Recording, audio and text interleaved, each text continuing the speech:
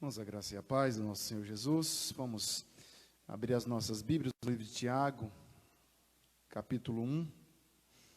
E nós vamos ter um momento de intercessão, pedido do nosso irmão presbítero Aldionor.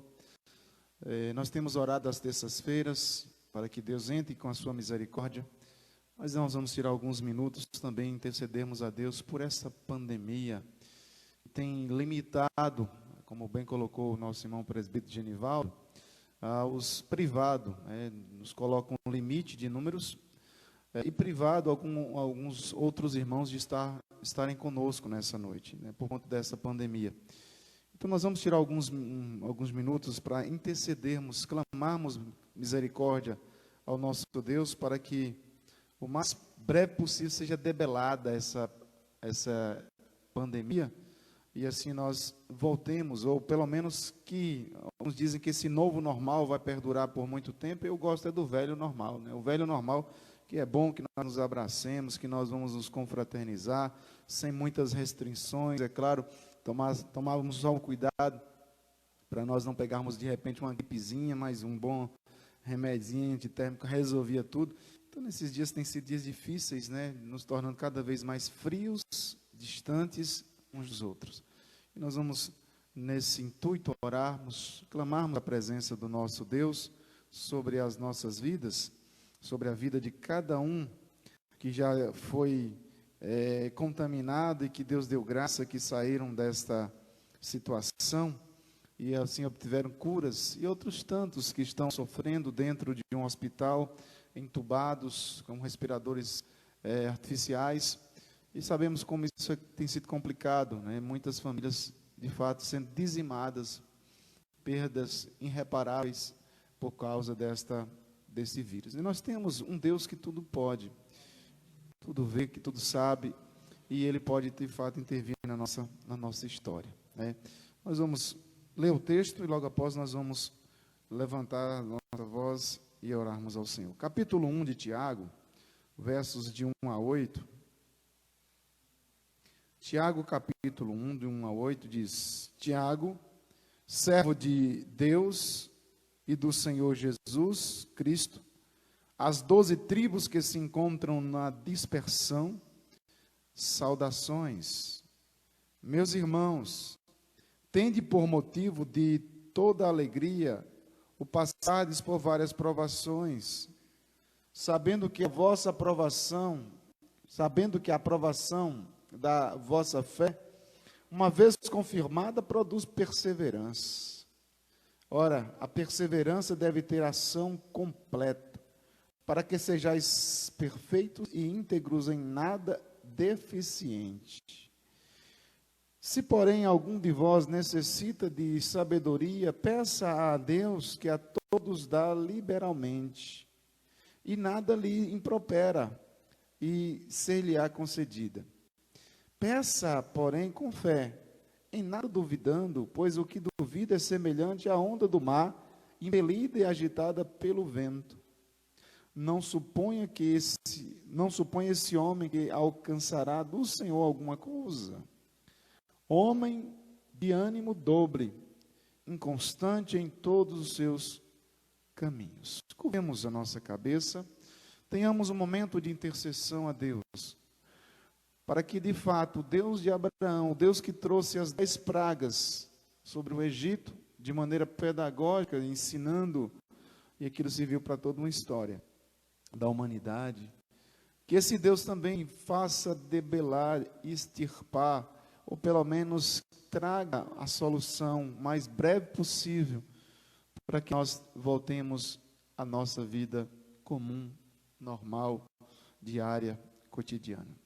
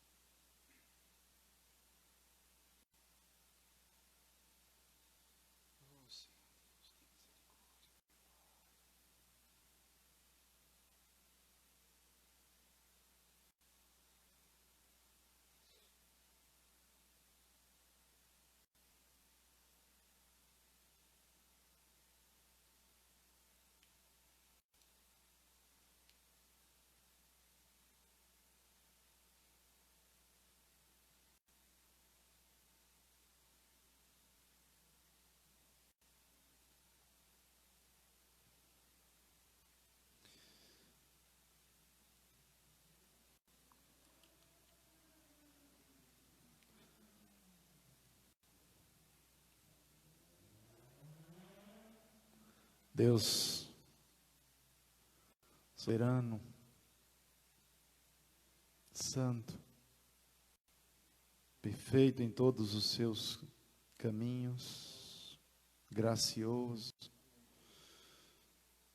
Deus que descrito está na tua palavra com os atributos de onisciência, onipotência, Deus que vive e reina de forma absoluta pelo século do século, de eternidade em eternidade és tu, Deus, o Deus que é e não precisa provar nada para ninguém, embora os homens bobos, desprovidos de sabedoria, vivem tentando provar a tua existência, ficarão perdidos nesse turbilhão, porque jamais conseguirão, porque o Senhor, Deus amado, não pode ser provado. O Senhor existe, está presente, está agindo, interagindo neste mundo, e ai de nós se não fosse a tua graça, ai de nós se não fosse a tua misericórdia, ai de nós.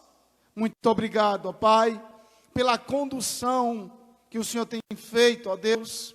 Muito obrigado pela condução que o Senhor tem agido, ó Deus, através da história, conduzindo ao seu povo, conduzindo a humanidade, embora esta mesma humanidade negue de forma veemente a sua existência, mas há uma igreja que se levanta de forma potentosa na história, como verdadeiro, Senhor Deus amado, como verdadeiras lâmpadas acesas para direcionar e chamar a atenção para cima dela, para que as pessoas glorifiquem o Deus que é invocado no meio dela, e nós somos a tua noiva, nós somos a tua igreja, nós aqui estamos com esse propósito, ó Deus, Deus Todo-Poderoso.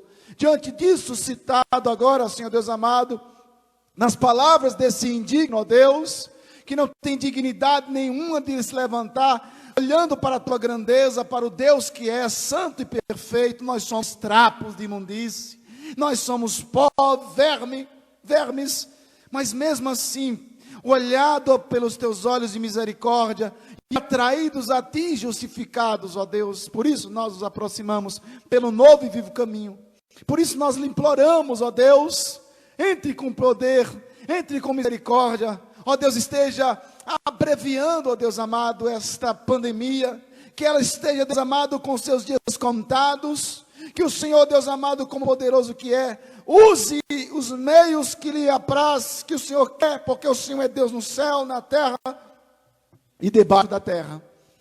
Tu tens o poder, e nós só pertencemos, ou só temos o coragem e vergonha. Tem misericórdia de nós, pedimos que o Senhor entre com misericórdia, Pai.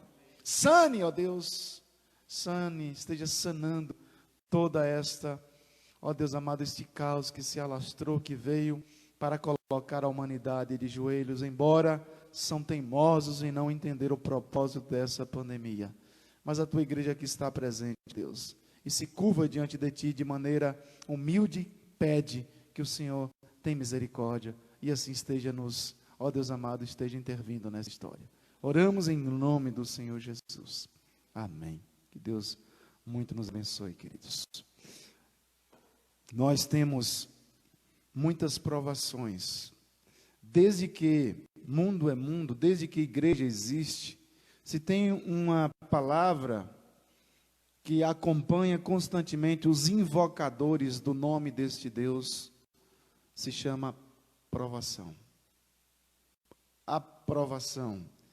Provas constantes que vêm sobre a igreja de Cristo. Desde que Abel entrou na história e começou a invocar o nome do Senhor, houve provação, ou houve perseguição e houve morte. Diante disso, há algo que muito conhecido nosso, um poema que nós conhecemos muito, ou pelo menos alguns muito conhecem, outros menos, mas já ouviu falar. Quando então o próprio Carlos Drummond de Andrade diz assim: e agora, José? E agora, José? A festa acabou, a luz apagou, o povo sumiu, a noite esfriou. E agora, José? E agora você? Você que é sem nome, que zomba dos outros, você que faz versos, que ama, protesta. E agora, José? Está sem mulher, está sem discurso, está sem carinho, já não pode beber, já não pode fumar, cuspir já não pode, a noite esfriou, o dia não veio, o bonde não veio, o riso não veio a utopia, e tudo acabou, e tudo fugiu, e tudo mofou. E agora, José, com a chave na mão, quer abrir a porta, mas não existe porta. Quer morrer no mar, mas o mar secou. Quer ir para Minas, Minas não há mais. José, e agora? Se você gritasse, se você gemesse, se você tocasse a valsa vienense, se você dormisse, se você cansasse, se você morresse, mas você não morre, você é duro, José, sozinho no escuro, com o bicho no mato, sem teogonia, sem parede nua para se encostar, sem cavalo preto que fuja a galope, você marcha, José? José, para onde você marcha? Para onde, José? Para onde, José? Esse verso, essa poesia de Drummond de Andrade, mas encaixa muito bem nos nossos dias, né? As pessoas querem beber, mas não pode beber. As pessoas de repente querem cuspir, mas cuspir também não pode. Estão sendo tolhidos em todo sentido. E agora, José? E agora, José? Então, esse poema do mineiro Carlos Drummond de Andrade retrata exatamente a vida de pessoas comuns, pessoas famosas, pessoas ilustres, pessoas anônimas, que vivem uma vida de provação. Tem o dinheiro, mas o dinheiro não pode propiciar os passeios, irem para as grandes cidades turísticas para usufruir dos seus dinheiros, das suas fortunas. Provações e provações intensas e árduas nos nossos dias. As pessoas estão adoecidas e adoecendo cada vez mais. Então nós temos pessoas, e o próprio poema retrata pessoas que estão sem rumo. Esse José fica sem rumo, né? Transliterando, ou pelo menos tentando de alguma forma traduzir. Drummond simplesmente quer mostrar uma pessoa, esse José, que pode ser qualquer pessoa, homem ou mulher, que ficou sem rumo, sem saber para onde ir, sem saber o que fazer, desarmado, sem rumo, sem norte, sem qualquer eira e nem beira. Os dias são maus, os dias são de provações, intensas provações, mas pode ser que não seja provações no físico, mas muitos têm as suas emoções provadas pelo isolamento. Os dias em que o nosso irmão Tiago, ele vai escrever essa epístola exatamente para tratar, para mostrar, para direcionar uma igreja que estava sem rumo, perdida, e estava enfrentando uma situação difícil, dificuldades tremendas, e ela não tinha possibilidade de adentrar ou de encontrar um caminho que lhe fosse seguro. A igreja que Tiago escreve, referente a judeus que se converteram a Cristo, e agora esses judeus estavam sendo perseguidos em toda a sua existência. Então, se fosse nos nossos dias, eles poderiam usar essa poesia de Drummond e dizer assim: e agora, Tiago? E agora, Tiago? O que nós vamos fazer? Enfrentamos dificuldades sem precedentes. E agora, Tiago? E agora o que vai ser das nossas vidas, Tiago? Como vamos suportar tais dificuldades, Tiago? Então o tema de fato que Tiago vai trabalhar, centralizado, mostrando para aqueles irmãos, daquele momento, ali no primeiro século, quando a igreja de Cristo está caminhando, e vale ressaltar, esse Tiago é Tiago, irmão de Jesus. O Tiago, que era apóstolo de Jesus, ele morre. Logo, quando a igreja começa a levantar uma perseguição severa, ali em Jerusalém, ele é o primeiro a ter a cabeça decapitada, morto. E esse Tiago é o irmão de Jesus que se converte. E ele faz questão de dizer: Tiago, servo de Deus e do Senhor Jesus Cristo. Ele compreende, ele entende. Ele agora sabe que Jesus é o ser maravilhoso. E ele tem que se aproximar, mesmo sendo filho de Maria. Como muitos vão atribuir nos nossos dias que Maria é a imaculada concepção de Maria. Mas Tiago teve que se fazer servo de Jesus para entrar no céu. Para ter uma guarida no céu. Para ter certeza da salvação, ele tem que se agarrar em Cristo e não na mãe dele. Então Tiago, ele vai centralizar. E o tema central de Tiago, 3 assuntos especificamente, ele vai narrar. Capítulo 1, de 13 a 19, ele vai mostrar a respeito do nascimento. Do capítulo de 1, 19 a 25, ele vai falar a respeito do crescimento. E ele vai trabalhar a maturidade. Do capítulo 26 até o capítulo 5, verso 6, ele trabalha a maturidade. Nascimento, crescimento e maturidade do cristão. E ele vai exatamente, Deus, o Espírito Santo, vai trazer exatamente as provações para dar à igreja que estava debaixo de perseguição, diz ele, Tiago, servo do Senhor Jesus Cristo, as 12 tribos que se encontram na dispersão, que estão dispersos, que estão fugindo, que estão distantes uns dos outros. E então ele traz essa epístola inspirada pelo Espírito Santo de Deus, para mostrar que através das provações, pela paciência, receberemos a coroa da vida. Toda a igreja, em toda a história, em toda a existência, desde que mundo é mundo, a igreja tem enfrentado suas provações.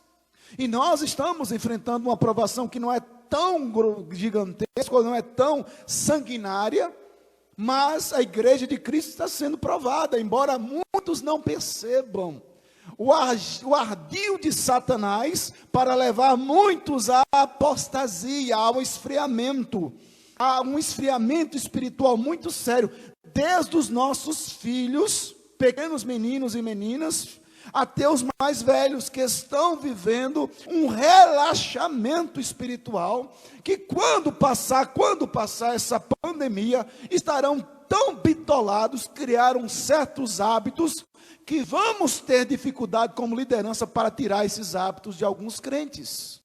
É uma provação mais velada, mas Satanás não é bobo e nem nada. E através dessa provação que nós estamos inseridos nela, nós podemos perguntar: e agora, Nô? E agora, Vado, o que vai ser da igreja de Cristo? A igreja está sendo provada, mas ela precisa ter paciência. E ela precisa compreender e não desanimar, e não esmorecer, e não esfriar, porque existe nas mãos do Todo-Poderoso Deus a coroa que será dada àqueles que perseverarem até o fim. Por quê? Porque Tiago escreve essa carta, porque que ele tem essa intenção, como já citado, para resolver alguns problemas rapidamente, para resolver alguns problemas. Primeiro, eles estavam passando por duras provas, como já falei. Segundo, os crentes estavam sendo humilhados pelos ricos, enquanto outros estavam sendo roubados de uma maneira muito gritante. Alguns crentes estavam buscando posições de lideranças, quer seja na igreja ou fora da igreja. Tiago, então, no capítulo 3, ele diz: não tornai, meus irmãos, não vos torneis muitos de vós mestres, sabendo que sobre vós virá maior juízo. Então, muitos querem assumir liderança, mas saiba vocês, ele está dizendo, que haverá muito maior juízo para aqueles que estão aqui. Muito é dado, muito será cobrado. Assim também ensina a palavra do Senhor. Então, alguns crentes estavam buscando posições de lideranças, mas também ele vai narrar e mostrar que alguns crentes estavam falhando feio em viver o que pregava. Falava uma coisa, mas no dia a dia, no cotidiano, negava tudo aquilo que se pregava no viver. Crentes estavam vivendo de forma mundana. E a carta, ele vai trabalhar de forma doutrinária, é uma carta dura, é uma carta extremamente dura para levar aqueles irmãos que estavam debaixo de uma provação, estimulá-los a não esmorecer na provação. Outros não conseguiam dominar a língua, falavam demais. E dentro desse contexto, Tiago vai ponteando alguns assuntos que fora vindo até ele, o Espírito Santo de Deus foi trazendo, iluminando, e ele então foi redigindo o documento para exortar essa igreja. Então, meus irmãos, Tiago estava escrevendo a judeus que se converteram a Cristo Jesus e que agora estavam dispersos. Capítulo 1, verso 1, como já citei aqui para os irmãos. Então, Tiago 1, verso 1, trabalha a ideia de que transformados em um povo especial, transformado em um povo especial, mas não em um povo isento de aflição. O verso 1 vai exatamente mostrar isso, que nós fomos transformados em um povo especial, mas não em um povo isento de aflições. E aqui poderíamos abrir um leque de muitas aflições. Mas do verso 2 ao verso 4, o nosso irmão, o apóstolo Tiago, ele começa uma exposição sobre a maneira como os cristãos deveriam reagir debaixo da tribulação, debaixo da provação, de que forma eles estavam reagindo ou fazendo feedback, a provação vinha, e como reagia eles debaixo da perseguição. E então ele diz: tende por motivos de toda alegria o passar por várias provações, no verso 2. Meus irmãos, como então isso é possível? Como é possível para alguém orientar outra pessoa que está sofrendo, que está debaixo de perseguição, a se alegrar com essa perseguição? É meio que como se Tiago fosse meio ensinar a igreja a ser sadomasoquista, ser extremamente amante de sofrer chibatadas. Seria mais ou menos isso. Irmãos, isso não é possível para o homem natural compreender essa ideia. O passar por várias provações em alegria. Como isso é possível? Como entender esse princípio de um povo que enfrenta, de um povo que está debaixo das garras de Satanás, indo para as fogueiras, indo para o Coliseu, e a história está registrada, cheia, recheada de homens e mulheres, crianças que iam para a morte. Na época da reforma, quando a igreja está debaixo de uma grande tribulação, já falei para os irmãos, eis a razão porque a igreja reformada, ela vai aceitar, ela vai pegar a sarça como sendo o símbolo da sua resistência. Vai mostrar que por mais que a igreja estivesse em chama, ela não se consumia. Ela estava em fogo, mas ela não se deixava vencer. O fogo da provação vinha olhando para aquela sarça de Êxodo capítulo 3. Os reformadores entenderam que debaixo da perseguição, debaixo do fogo da provação, mas a igreja não se consome. Ela continua viva, ativa e operante. Onde você lê a respeito de moças que eram levadas para a morte, mas elas não iam com qualquer roupa, elas se vestiam de noivas, e iam cantando com todo amor e carinho pelo seu Cristo. Tende por motivos, meus irmãos, a toda alegria em passar por várias provações. O que é isso? Como pode isso? As pessoas ficavam extremamente estarrecidas quando famílias inteiras eram colocadas no Coliseu Romano, sendo comidas, sendo rasgadas pelos chifres dos touros ou pelos dentes dos leões, mas eles cantavam, entoavam louvores ao Todo-Poderoso Deus. Por quê? Porque o homem natural não lhe é possível compreender essa ideia. Porque só aqueles que têm o Espírito Santo de Deus são capazes de passar por uma prova, alegrando-se, entendendo que sou forasteiro aqui, em terra estranha estou, não tenho minha casa como meu lar, não tenho minha própria vida como minha, porque o meu Cristo me aguarda. Essa ideia de nós estarmos sendo blindados em todos os sentidos internamente é somente possível para aqueles que estão em Cristo. E é exatamente por ser escravo do Senhor Jesus que Tiago pode se alegrar nas tribulações. A epístola de Tiago é um pedido a um cristianismo vital, a um cristianismo que possa gerar vida, autenticidade. E quando então o próprio Senhor Jesus Cristo, e Tiago olha para esse texto, por favor, rapidamente, Mateus capítulo 24, Mateus capítulo 24, é um alerta para Márcio, abre o olho, Márcio, fique esperto, Márcio. Mateus 24, 46, bem-aventurado aquele servo a quem seu Senhor, quando vier, achar fazendo assim. Bem-aventurado, que nobre é o homem, que feliz é o homem, que quando o seu Senhor voltar, o achar fazendo assim. Ser impecável, paciente no sofrimento, ter grandeza na pobreza, entender que ter alegria na tristeza não é fácil. Somos contaminados com o vírus secularizado, com o vírus do mundanismo que entra em nós. Quem é, pois, o servo fiel e prudente, a quem o seu Senhor confiou os seus conservos para lhe dar o sustento a seu tempo? Bem-aventurado aquele servo a quem seu Senhor, quando vier, o achar fazendo assim. Fazendo assim o quê? Fidelidade. Independente do seu estado emocional, independente do que esteja passando na sua vida, no seu casamento ou na sua família, tenha paciência. Tiago diz: tendes grande alegria ao passar por provações.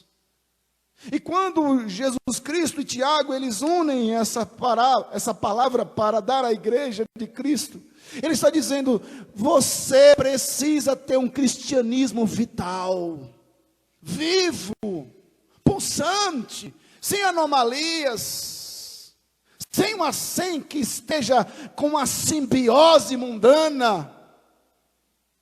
Tiago, tendes grande alegria ao passardes pelas provações. E a palavra várias provações não quer dizer muitas, mas diversos tipos de provação. Diversos tipos de provação. E a palavra peirasmo, provação, aqui do original grego, significa adversidades externas. Não interna, externa. Provações que vão vir contra Márcio azul, provações amarela, provações vermelha, provações de todas as cores, de todos os tipos. E o que é interessante é que para cada provação nós encontramos uma graça de Deus para dar um checkmate nas provações, para mostrar para Márcio, para cada um de nós, que nós não estamos sozinhos, porque o Cristo faz uma promessa: eis que estou convosco todos os dias até a consumação do século. Não importa a provação que você enfrente externamente, e é por isso que o crente tem que ter o seu homem interior, o crente tem que ter o seu homem interior extremamente controlado, moderado, sadio, porque o seu exterior está tomado de leões, demônios do inferno tentando nos tragar, e por isso é que eu tenho que ter a paz de Cristo em meu coração. Havia uma grande necessidade. E Tiago começa então a trabalhar, diversidades externas vão vir. Tiago aqui quer ensinar que o cristão deve se alegrar na provação, e não por causa da provação. Ele se alegra na provação e não por causa da provação. E ele não é sadomasoquista, mas enfrentou qualquer que seja dificuldade. Louve a Deus. Não é fácil, meu irmão. Nunca foi fácil, nunca será fácil louvá-lo quando a barriga está vazia, agradecê-lo quando é diagnosticado com câncer. Não é fácil perder um ente querido no melhor momento da sua existência. Não é fácil. Como nós há pouco, semana passada, nós perdemos o reverendo Reinaldo. Para a sua família não é fácil. 3 filhos, esposa, os pais, irmãos, enfim, não é fácil. Mas o que Tiago aqui nos ensina, que eu e nós todos devemos nos alegrar na provação e não por causa dela. Havia uma grande necessidade nos tempos primitivos da igreja do Senhor Jesus Cristo. e em receber ensinamentos ao longo destas linhas que foram escritas por Tiago, por causa das sucessivas ondas de perseguição.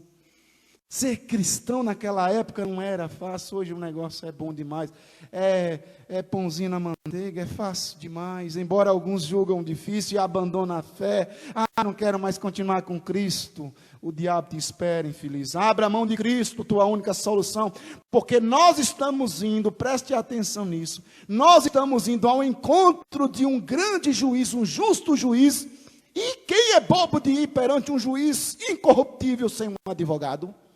Hein, doutor? Quem é bobo de ir para um juiz incorruptível sem a presença do advogado? E tem muitos que estão sofrendo, e tem muitos que estão indo, e tem muitos que não compreendem que é exatamente isso que está acontecendo. Ir ao encontro de um Deus sem a presença do advogado Jesus de Nazaré. Então, meus irmãos, os membros desta igreja sofriam provações em diversas áreas das suas vidas. Capítulo 1, verso 27 diz assim: a viuvez. Ele diz: a religião pura e sem mácula para com o nosso Deus é esta, visitar os órfãos e as viúvas nas tribulações. Viúvas que estavam sendo atribuladas, órfãos que estavam sendo atribulados. Processos judiciais movidos por pessoas ricas, que estavam levando muitos ao cárcere, que diz, verso 2, capítulo 2, verso 6, entretanto vós outros menosprezastes o pobre, não são os ricos que vos oprimem, e não são eles que vos arrastam para os tribunais.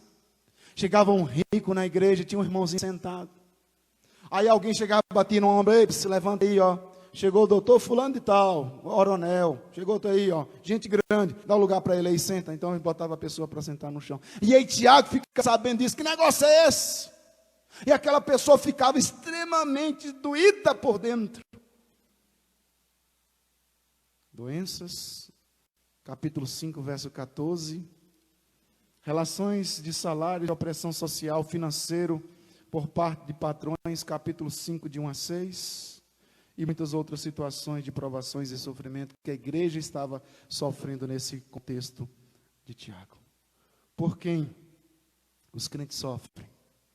Porque o crente passa por privações? Por que sofrem prejuízos? Por que ficam doentes em cima de uma cama?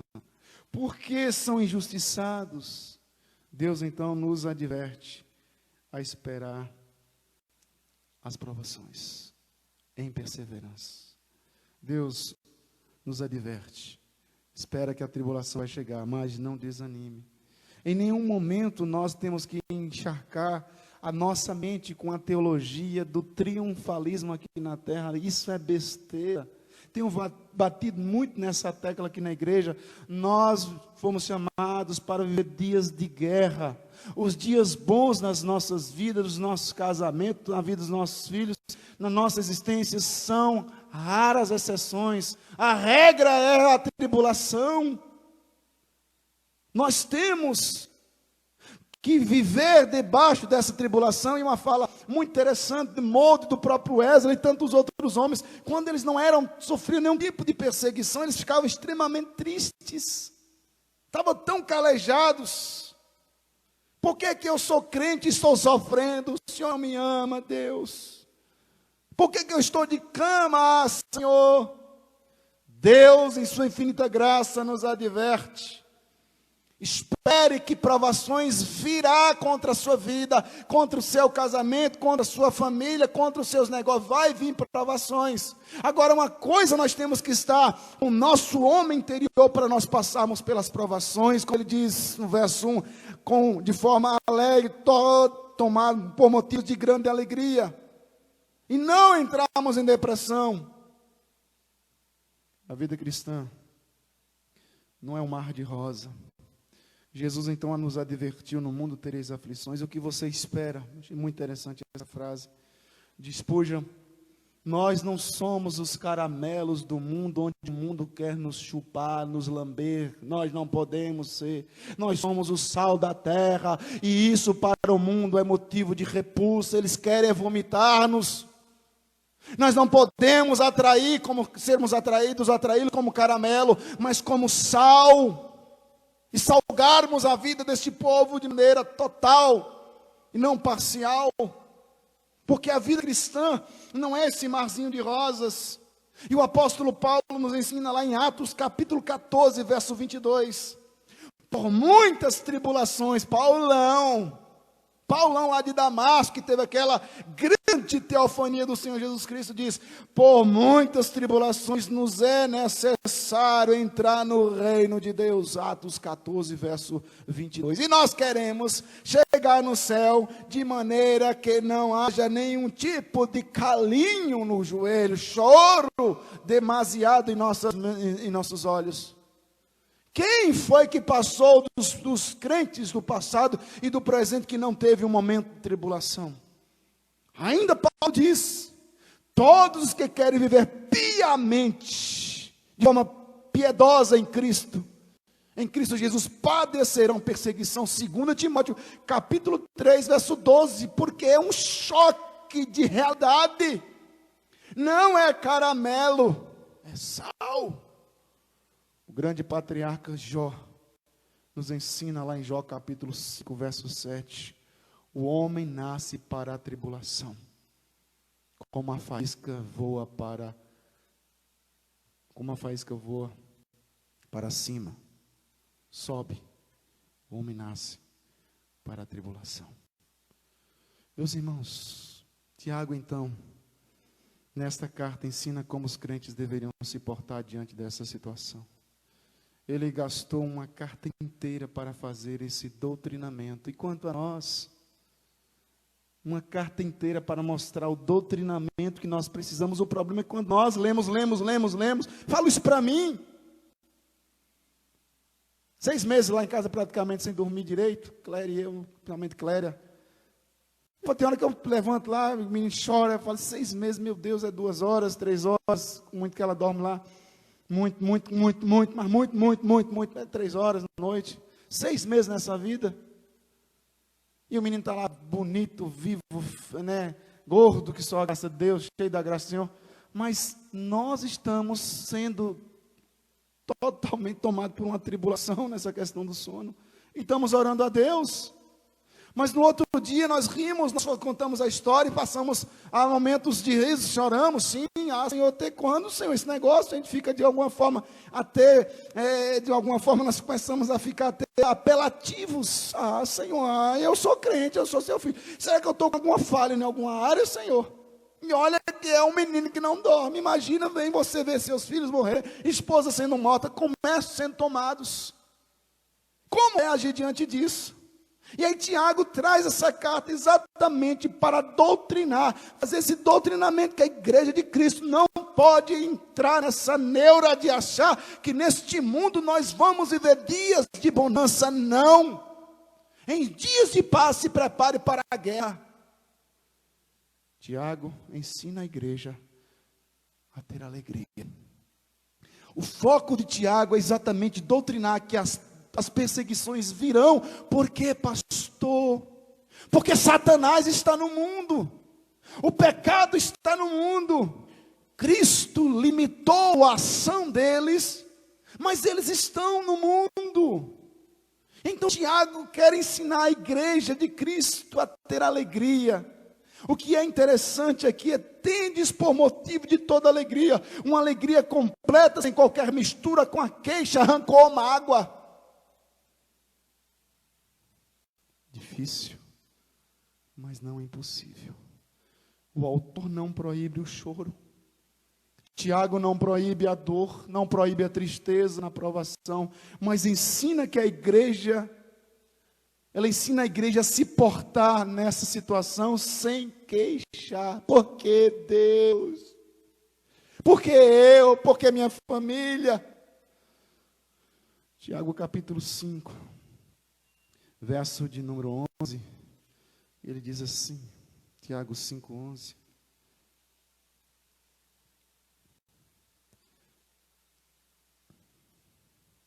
Tiago 5,11 diz, 10 e 11, irmãos, tomai por modelo no sofrimento e na paciência os profetas, os quais falaram em nome do Senhor. Eis que temos por felizes os que perseveravam firmes. Tendes ouvido da paciência de Jó, e viste que fim o Senhor lhe deu, porque o Senhor é cheio de ternas misericórdias e compassivo. Que conforto! É um consolo para nós. Irmãos, tomai por modelo. Mas esse Deus, Ele não permite que você enfrente sem que haja meio que os louros da vitória. Para nós concluirmos, diz assim, então, vamos andar. Verso 3, sabendo que a aprovação da fé, uma vez confirmada, produz perseverança. Tiago instrui aqui o propósito da aprovação. Deus não quer nos esmagar. Ele também não quer que você pense que Ele te abandonou. Mas Ele quer formar o nosso caráter. Ele quer formar em nós uma perseverança. Ele quer gerar em nós, como falado hoje pela manhã, um novo étios. Se você, de fato, suportou provação, Ele vai dizer que Deus não nos prova além das nossas forças, para saber se você, de fato, é digno, tem a dignidade, a nobreza de ir para os céus. Não basta simplesmente dizer, eu quero ir para o céu, levantar a mãozinha. Para que você, quando faz esse tipo de comportamento, entenda que a portinha do céu, meu irmão, é estreita, não é larga. Então, no verso 3, Tiago instrui aqui o propósito da aprovação. Tiago usa duas palavras interessantes, nesse verso 3, quando ele diz, sabendo que a aprovação da vossa fé, e provação da fé, é uma palavra grega antiga, muito antiga, que era usada no sistema de purificação do buril. Quando o ourives sentava, pegava o seu buril e botava os metais preciosos, principalmente o ouro, que o fazia então, misturava, para que ali, quanto mais aquecia, quanto mais o negócio ficava vermelho, naquela época o buril, quanto mais ele aquecia, mais então o metal, debaixo daquela ebulição toda, daquele fervor todo, o fogo trazia as impurezas para cima. Eram retiradas, ficando um metal puro de qualquer impureza. Sabendo que a aprovação da vossa fé, uma vez confirmada. O que Deus está dizendo aqui, existe o grande buril chamado igreja. E é colocado os ouros, os metais, tem ouro de tolo, mas tudo bem, coloca-se o metal para saber. E toma-lhe provação. E toma-lhe provação, a aprovação da fé. Você diz que é crente, eu quero saber, eu quero ver. E então nós passamos pela prova, e vem então prova de um lado, prova do outro, fogo de um lado, fogo de outro, fogo da aprovação, e de repente nós estamos triunfando, e aí você vai dizer assim, saí muito mais vitorioso do que eu entrei nessa labuta, nessa batalha. As provações são as fornalhas de Deus pela qual vai depurando, fortalecendo a nossa fé. De vez em quando agrega a nossa fé ingratidão, rancor, mundanismo, queixas, materialismo, e Deus fala assim, começou a juntar muita impureza no meu pedacinho de ouro, então vou botar uma aprovação para ver, eu preciso purificar esse menino, eu preciso purificar essa menina, jogue-o no buril, e aí então o fogo, e aí então afasta toda a ingratidão, tira toda a murmúria, toda a queixa, enfim. Deus, então, traz algumas provações para purificar a nossa fé em seu candil, que é colocado, então, para fortalecer. A palavra, então, provação da fé. Sabendo que a aprovação da fé, uma vez confirmada, produz perseverança. E a palavra perseverança é a segunda palavra que Tiago usa aqui, que é uma palavra grega também, antiga, que significa literalmente permanecer debaixo de alguma coisa até criar resistência. Permanecer debaixo de alguma coisa até criar resistência. É você permanecer crendo em Deus, amando Deus, mantendo-se firme na fé, mesmo quando tudo dá errado, Deus quer gerar resistência em nós. A história de um jovem missionário que estava no campo, e lá ele pregava o evangelho, fazia toda aquela situação, e aconteceu um acidente, todo empolgado, falando, e um acidente aconteceu. Então, ele teve que ter a sua perna amputada. E ele todo queixoso, meu Deus, por que, Senhor, estou pegando o teu evangelho? Meu Deus, mas como isso, Senhor? E todo chateado, triste com Deus, mas, entendendo a sua vocação, se recuperou, colocou-lhe uma perna uma prótese, e deu prosseguimento. Falou, não, eu vou continuar, mas toda vez que eu olhava para a perna, eu falava, Senhor, as limitações dessa perna me complica demais, Senhor, me complica demais. Então ele saiu, continuou a evangelizar, foi para uma outra região, se depara então com uma tribo de índios antropófagos, canibais, que o captura e o pega, leva para a tribo. E quando lá chega o chefe da tribo, olha para o cozinheiro que ia preparar a boia, olhou para ele e disse assim, eu quero um pedaço da batata da perna, aí desse negócio falou na língua dele, mas a história diz que eu quero um pedaço da panturrilha, né, panturrilha. Eu quero um pedaço dela, tira aí um bife desse negócio. Ele pegou a faca e entrou lá naquela borracha dura e deu e botou no fogo uma chamuscada, e quando ele levou na boca, ele falou, mas que homem da carne ruim é essa? Essa carne não serve. E soltou o missionário. E o missionário saiu meio capenga das pernas, meio acolá, e vai então regozijando e dizendo, agora eu sei porque o Senhor me deu aquela perna de borracha, Senhor, é para que eu pudesse sair livre dessa situação, muito obrigado, Senhor. E ele agradecia a Deus pela perna de borracha. No primeiro momento do acidente, ele colocou a prótese e não entendeu nada. Mas alguns anos depois ele passou então a glorificar a Deus por causa daquela prótese que ele tinha recebido. Então, verso 4, irmãos, o tempo já esgotou. Diz o verso 4, ora, a perseverança deve ter ação completa para que sejais perfeitos e íntegros em nada deficiente. E essa perseverança é um instrumento, é uma ferramenta. Essa perseverança é um processo que se desenvolve na vida do cristão. Tiago está dizendo que eles não poderiam desistir, mas deveriam ser constantes e perseverantes, pois isso geraria neles uma maturidade de vida cristã chamada perfeição. Qual é o plano de Deus para a minha vida? Qual é o plano de Deus para a sua vida? Que você seja completo, que você seja perfeito, sem deficiência alguma na caminhada cristã, e isso é usado então a aprovação. Os crentes imaturos são sempre impacientes. E a impaciência pode acarretar graves consequências. Abraão coabitou com Agar, porque não teve paciência. Deus está dizendo, Abraão, é Sara a mulher, Abraão.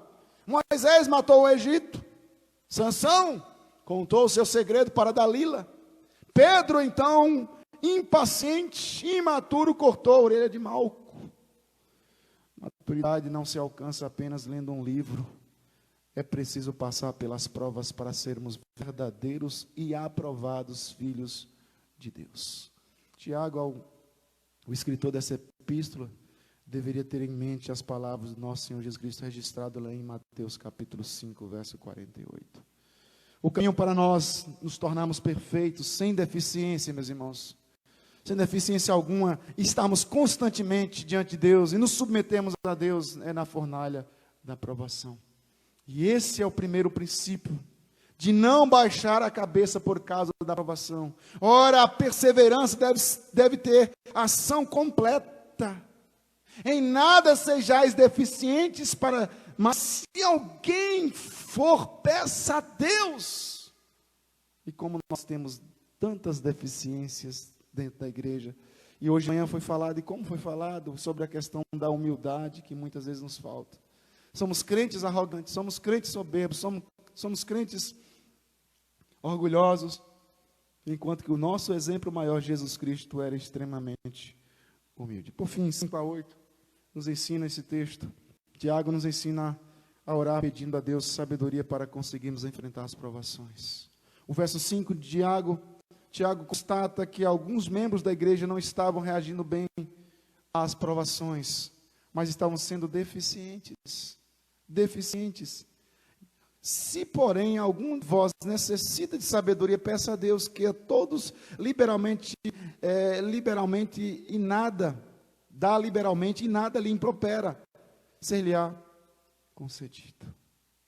O temor do Senhor é o princípio da sabedoria. E como nós somos homens e mulheres que precisamos fortalecer nossa sabedoria. Alguém diz assim, minha filha engravidou, pastor da morada, e agora? Alguém diz assim, toma lá o Citotec, aborta. Não, o mundo faz assim. A igreja assume. Chame um menino, chame a menina e dá-lhe um sabão. Responsabilidade.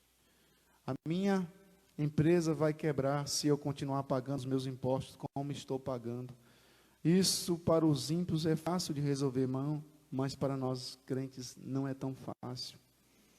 É um verdadeiro dificuldade que nós enfrentamos.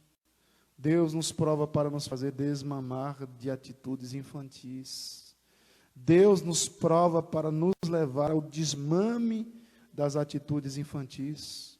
Para alcançarmos este alvo da maturidade, Deus faz 3 coisas em nossas vidas.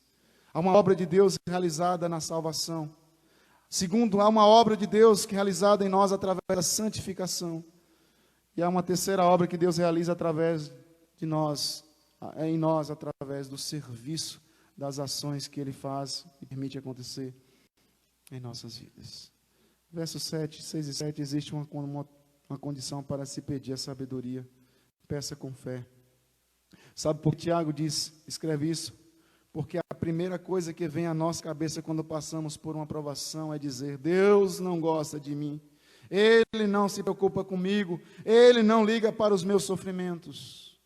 E Ele está dizendo, isso vai ser usado para dizer para você, que você ainda é imaturo. Eu sou imaturo, porque nós questionamos a presença de Deus em nossas vidas por causa de uma provação. Não lestes, não compreendestes o que enfrentaram os nossos irmãos no passado. O crente, na hora da provação, ele é levado a questionar o amor de Deus pela sua vida. E a palavra grega no texto, duvidando, significa 2 mentes. Você tem 2 mentes, você tem uma mente que confia, e quando chega a provação, você agora está negando a presença desse Deus. E o verso 8, então, a conclusão, homens de ânimo dobre, inconstante em todo o seu caminho. O homem de ânimo dobre, isso é um homem de fidelidade dividida, 2 caras. Se está tudo bem, louva a Deus. Mas se não está, Tiago fala de um homem de ânimo dobre, significa, do grego, literalmente, um homem de 2 almas, 2 caras. Um homem que olha para uma direção, quando a prova vem, ele olha para outra direção. E ela vem para mostrar para a igreja que ela não está preparada para a grande tribulação. Muitos serão reprovados. Então, Tiago encoraja seus leitores a buscar a sabedoria de Deus sem duvidar da sua presença. Deus está conosco nos momentos bons, nos momentos de bênção, mas também nas horas da provação. Ele não desampara nenhum dos seus pequeninos. É isso que Tiago quer mostrar. Deus não desampara, nunca permita que sua mente seja alimentada com tais pensamentos em dizer que Deus não ama, Deus me abandonou e Deus não gosta de mim. Pela aprovação, não. Pela perseguição, não. Não é a ferramenta. A conclusão, meus irmãos. Alegria nas tribulações. Somente, como Tiago, servo, escravo, doulos, do grego, Tiago, servo, escravo do Senhor Jesus Cristo. Somente os escravos de Cristo, fiéis, conseguem isso, passar pela prova, na maioria das vezes, testemunhando Jesus Cristo. Quando a igreja manifesta a alegria no meio da tribulação, ela está testemunhando Jesus Cristo. E nós precisamos entender, como eu disse, na Idade Média, na Reforma Protestante, quando as moças jovens elas eram levadas para a morte, elas se vestiam de noivas e eram levadas para serem sepultadas vivas. E não havia, em sua parte, nenhum tipo de resmungo. Homens velhos e pequenas crianças cantavam salmos de alegria quando estavam sendo queimadas por causa da sua fé.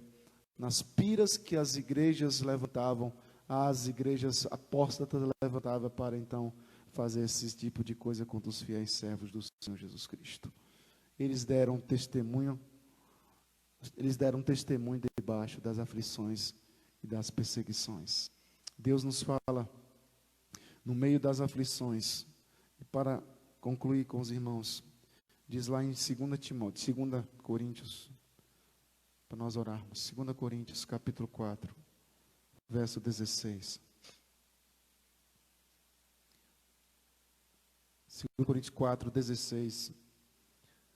Por isso, não desanimamos, pelo contrário, mesmo que o nosso homem exterior se corrompa, contudo o nosso homem interior se renova de dia em dia. Porque a nossa leve e momentânea tribulação, não sei qual tem sido a sua tribulação, mas a sua leve e momentânea tribulação produz para nós eterno peso de glória, acima de toda comparação. 4,18 de 2 Coríntios. Não atentando nós nas coisas que se veem, mas nas que se não veem, porque as que se veem são temporais, e as que não se veem são eternas.